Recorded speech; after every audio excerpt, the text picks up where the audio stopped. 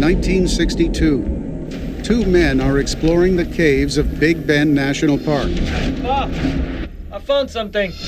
They come across a tablet with mysterious inscriptions. Could it be proof the park was home to otherworldly visitors?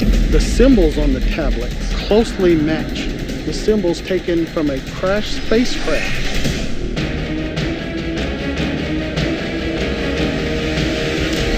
This is Mysteries at the National Parks. Big Bend National Park, Texas. 800,000 acres of desolate canyons, mountains, and desert.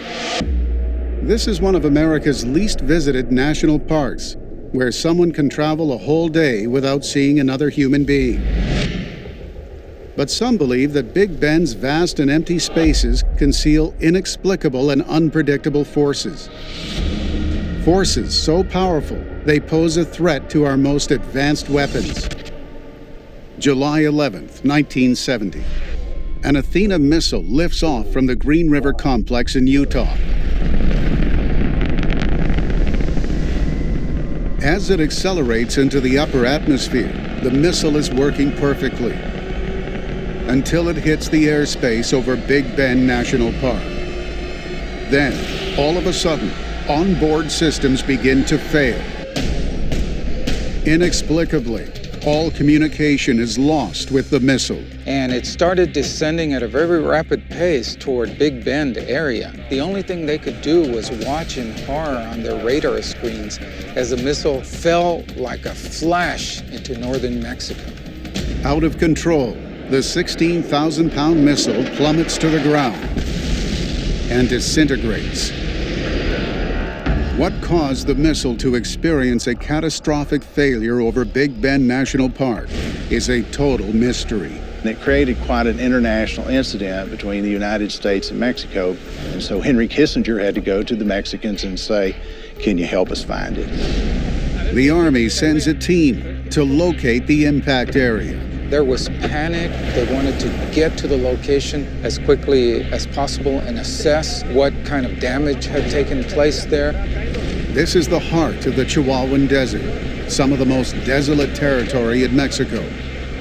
The soldiers are unable to locate the wreckage, but when they attempt to report back to base, Comandante, no hay comunicación. Suddenly, the radios stopped working.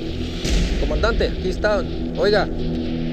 They lost communication with each other.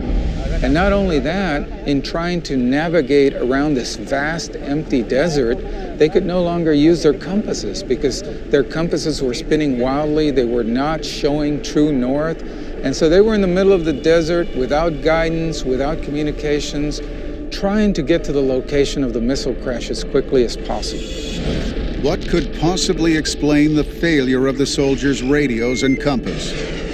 Is there a connection with the malfunctioning missile? There have been many other reports of unusual electrical interference in the region. It's an area that's been known throughout history for having massive levels of interference with all kinds of electronic systems, from planes flying overhead, the instruments on board the aircraft will suddenly go haywire, navigation systems, as well as radio communications. Because no radio signal penetrates here, the area is called the Zone of Silence. The term was first coined in the 1930s by the legendary Mexican aviator Francisco Sarabia, who reported losing all radio communication while flying over the park. Other strange phenomena have been observed in the area where Big Bend National Park is located. Since the mid-19th century, farmers have reported bizarre precipitation, searing hot stones falling from the sky. These sizzling chunks of rock that come out of the sky, and they impact everything in sight in this area. We have heard reports of roofs being damaged, of livestock out in the fields being struck and seriously hurt or killed by these flaming chunks of rock. This region is one of the most active meteorite sites in the world. Micrometeorites fall here almost daily, small metallic orbs the locals call guijolas. In the zone of silence, it seems that things that are coming out of orbit tend to land there, maybe because of the extra gravitational pull. Many believe the area's unique electromagnetic properties are so powerful that the ground acts like a huge magnet, attracting objects from above. If true, could it also explain another strange mystery in the area? 2003. Charlotte Tier lives in Terlingua, a small town on the edge of Big Bend National Park. It is an otherwise ordinary evening, but one she will never forget. I saw something that caught my eye.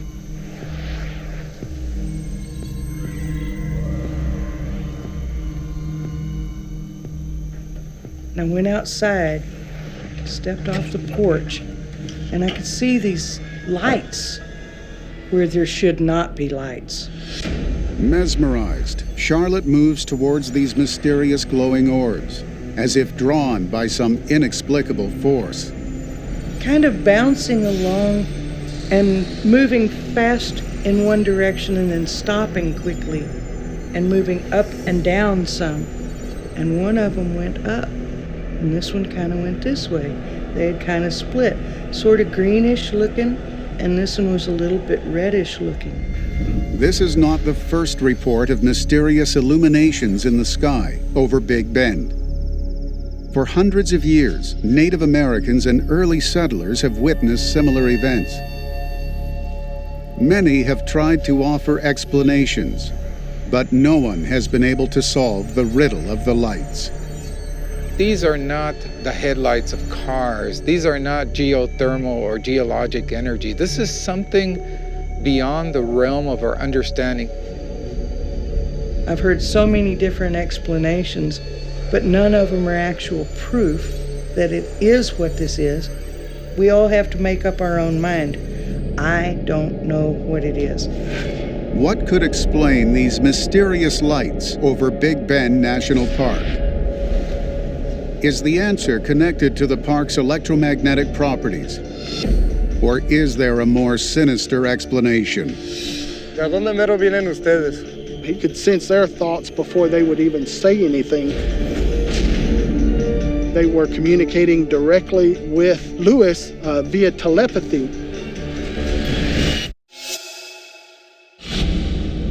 Big Bend National Park, located within a vast and arid landscape in the heart of the Chihuahuan Desert, where it's claimed mysterious electromagnetic interference with radio waves causes catastrophic failures. But there are mysteries in Big Bend that have no clear explanation, and encounters that hint at forces difficult to comprehend. November 1978, in the area of Big Bend National Park. Journalist Luis Ramirez Reyes and his driver are traveling deep within the Chihuahuan Desert, en route to a biosphere research station.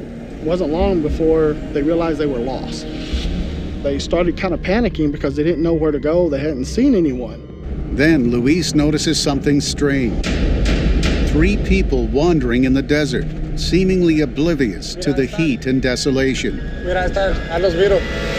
But when Luis orders his driver to stop, something bizarre happens.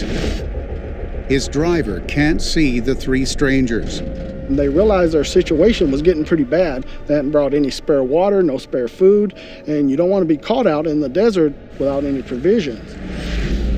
Then, suddenly, Luis catches sight of the 3 strangers again. Lewis says, "Hey, why didn't you stop? Those people were back there." And he's like, I didn't see no people back there. This time, Luis forces his driver to stop.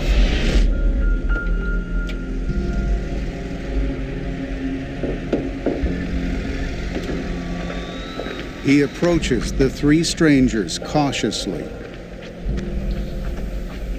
He noticed right away that they didn't look exactly normal. They were tall, they all 3 had blonde hair, they all had blue eyes. ¿De dónde mero vienen ustedes? He asked where they were from, and they didn't say anything. The driver is confused, witnessing a bizarre scene. Luis seems to be talking to thin air. He sees him outside the vehicle. He sees him obviously communicating with someone with no one there. So he's probably thinking Luis has lost his mind. Luis can't be sure if the strangers are real or a figment of his imagination. But then, he notices something even more alarming. The strangers are somehow projecting their thoughts directly into his mind. He could sense their thoughts before they would even say anything. They were communicating directly with Luis via telepathy. Even stranger, the three beings seem to know exactly where Luis is headed, and they tell him how to get there.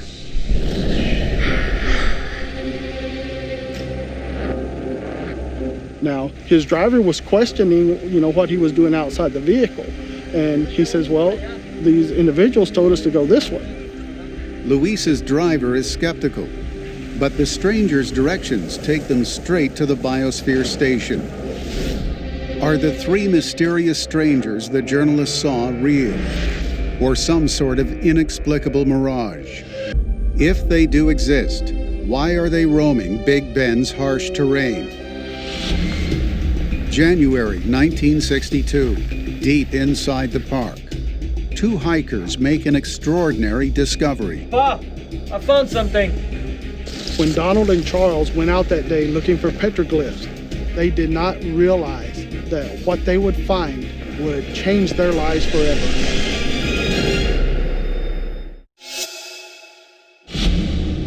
Big Bend National Park, Texas, is a desolate landscape that some believe has the power to pull objects out of the sky.